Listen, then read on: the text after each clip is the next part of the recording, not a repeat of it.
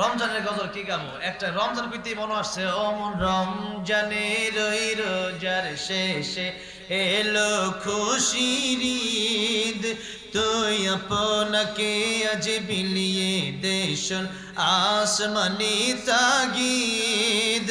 ও মন রমজানের ওই রোজার শেষে এলো খুশির ঈদ, তুই আপনাকে আজ বিলিয়ে দেশন আসমানি তাগিদ।